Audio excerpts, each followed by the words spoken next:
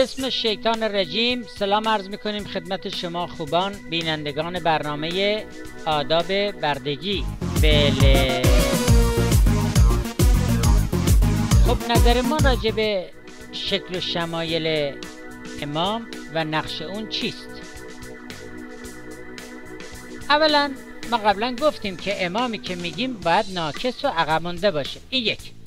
دو، اصلا انسان هم نباشد. اگر انسان بود این امام جایزی نیست. من یه مثال بزنم. نگاه کنین، اگه کسی در سفر خودش زنگ بزنه، رنگ عوض کنه، از اون زنگایی که به شیطان و اینا میزنن، به عشق دیدار گند به سفر بزنه بیاد ایران، به نظر شما ایشون اجازه داره؟ دقت فرمودین؟ میگن رنگ پوستش عوض کرده. حالا یه کسی مثلا تو سفر خودش گل مالیده، به سر بسش گل مالیده آمد ایران، چند شاورم هست، ولی کسی نمیگه این امام داره، این خودش ماره. اگه این رنگ عوض کردن با رنگ روغن و پلاستیک و گل نبود، با حقه بود. یعنی چنان این بشر خبیث است که این هر جا کاملا محکومه، ولی فقط رنگ عوض کرده. آیا خط امام است یا کوسه ناکسی است؟